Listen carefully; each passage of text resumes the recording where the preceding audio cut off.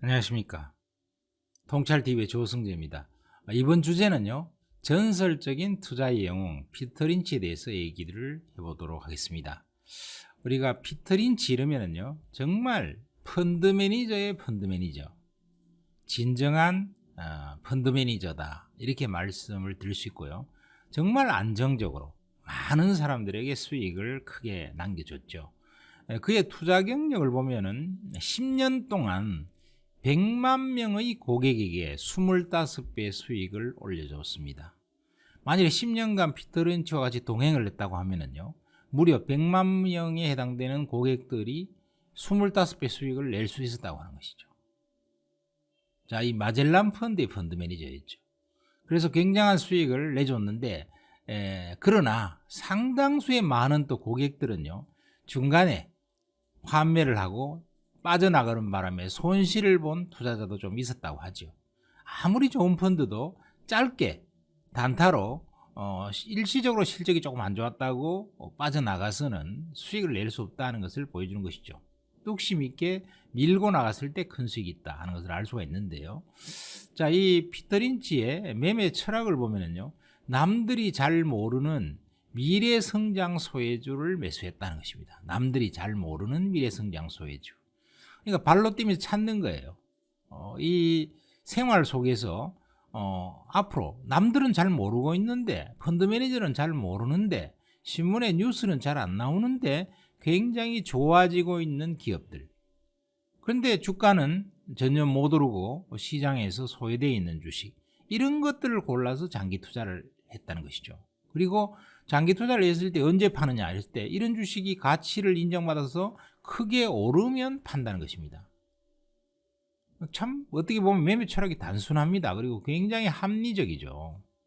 그런데 우리가 일반 투자자들은 참 이렇게 하기가 쉽지가 않죠.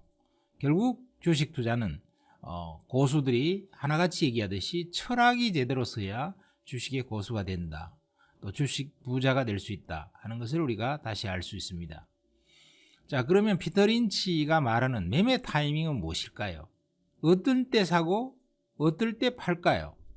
피터 린치는 두 가지 방법을 썼는데요. 하나는 대폭락 시에 부정적 신문 뉴스가 나오면 적극 매수한다는 것입니다. 대폭락 시에. 시장 전체가 대폭락하고 신문에 안 좋은 뉴스가 잔뜩 나오면 적극 매수를 한다는 것이죠.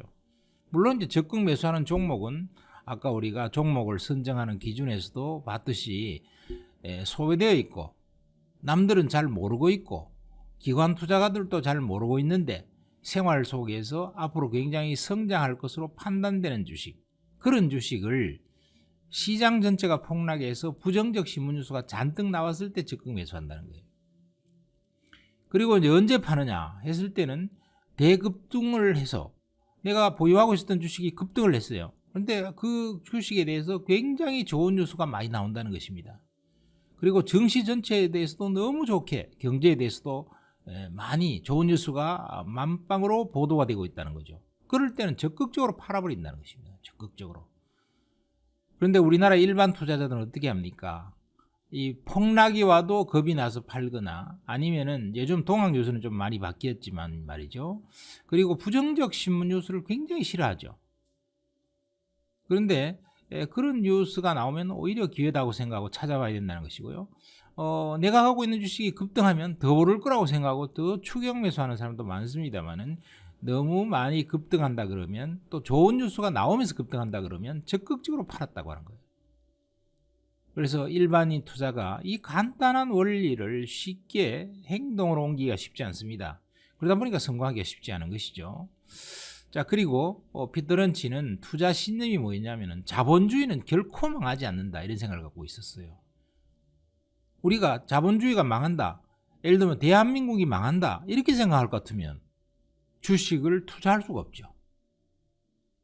자본주의는 결코 망하지 않는다. 공산주의는 망해요. 망하는 경우 많죠. 그런데 자본주의는 그 자체적인 생리가 반드시 또 살아나고 좋아지고 이렇게 한다는 것이죠. 그래서 이런 신념을 가졌고요. 그다음에 사양 기업은 사라지고 성장 기업은 커진다. 이런 신념을 가졌어요. 그럼 당연한 거 아니겠습니까? 사양화되는 기업은 사라지고 성장하는 기업은 큰다. 근데 우리가 보통 투자할 때는 이 사양 기업인지 성장 기업인지 이런 판단을 잘 안 하려고 그러죠. 무슨 호재가 있냐 이런 것으로만 주로 판단을 합니다. 그리고 주가가 엄청나게 대폭락한 다음에는 더 크게 성장한다. 더 크게 주가가 오른다 이런 얘기예요. 경제도 마찬가지예요. 경제가 폭망하고 난 다음에는 경제가 더 좋아진다. 이게 자본주의 국가라면 이렇게 볼 수 있습니다. 공산주의 국가는 다를 수 있어요. 뭐 완전히 경제가 망가진 다음에 영원히 망가져 버린 경우도 많습니다만 자본주의는 그 자체적으로 다시금 성장의 궤도를 밟을 수 있는 구조적인 힘을 내재하고 있다. 이렇게 봤다는 것이죠. 그래서 피터 런치는 자본주의에 대해서 굉장히 좋게 봤고요. 자본주의 시장이 아니라면 투자하면 안 된다. 이런 생각을 갖고 있었죠. 자, 피터 린치의 마지막 이런 전설적인 투자 영웅이 된 그 투자 원칙을 몇 가지를 살펴보면요. 첫 번째가 목표 수익률을 15%밖에 안 잡았어요. 15%. 굉장히 짜게 잡았죠. 그러나 사실은 목표 수익률 15%가 작은 수익률이 아닙니다. 은행 이자 같은 거 지금 1, 2%인데요. 목표 수익률 15% 잡는다는 것은 대단한 것이고요. 이게 또 복리로 계속적으로 늘어가야 되기 때문에 그렇습니다. 그 다음에 3개에서 10개 정도의 분산 장기 투자를 한다 하는 원칙을 갖는다 하는 것이 좋다는 것이죠. 그 다음에 이제 주가가 25% 이상 하락할 때는 매수한다. 물론 이제 아무 종목이나 25% 빠지면 산다 이런 게 아니고 내가 보고 있는 주식, 내가 이 주식이 소외되었고 저평가되었고 장기적으로 성장할 거다 생각해서 굉장히 사고 싶다 이렇게 봤던 주식이 주가가 한 25% 이상 확 빠지게 되면 매수에 들어간다는 것입니다. 그리고 급등하게 되면 급등을 막 하고 있어요. 주가가 막 급등해요. 그러면 초기에 너무 일찍 조금 먹고 안 판다는 것입니다. 충분히 급등한 다음에 판다는 것이죠. 그 다음에 1년에 한두 번 하락 국면을 잘 이용한다.